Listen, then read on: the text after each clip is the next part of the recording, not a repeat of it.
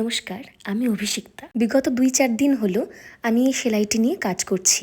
এই সেলাইয়ের মাঝে আপনারা যে কড়িটি দেখতে পেলেন, সেটি আমি আজ থেকে বহুকাল আগে, বলা যায় বহু বছর আগে, মন্দারমণি ঘুরতে গিয়ে সমুদ্র থেকে কুড়িয়ে পেয়েছিলাম। এই কড়িটির বিশেষত্ব হলো এর নজর কাড়া আকার। সাধারণত আমরা যেরকম আকৃতির কড়ি দেখতে অভ্যস্ত, এটা কিন্তু তেমনটা নয়। প্রথমবার যখন দেখেছিলাম আমার মনে হয়েছিল খানিক হরিণের মাথার মতো দেখতে। আর সেই পরিকল্পনা মতোই শুরু হলো আমার সেলাইয়ের নতুন সফর। কড়িটিকে হরিণের মুখের মতন কল্পনা করে নিয়ে সিংহের অংশটি সেলাই করা শুরু করলাম। ২ দিন টানা বসে কাজটা শেষ করে দেওয়ার চেষ্টা করছিলাম। একটানা কোনো কাজ আসলেই ভালো লাগে না, তাই কোমর ব্যথা হলেও শুয়ে বসে উঠে আবার সেলাই করা শুরু করছিলাম।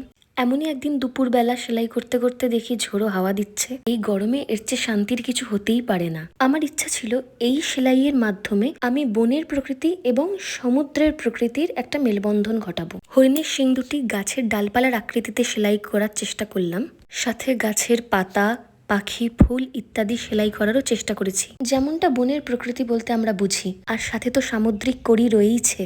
এই যে আমার সেলাই শেষ হয়ে গেছে, কেমন লাগলো আপনাদের সবাই আমাকে কমেন্ট করে জানাবেন। ভালো লাগলে শেয়ার করবেন। আবার নতুন কোনো কাজ নিয়ে ফিরে আসবো। আজ আসি, নমস্কার।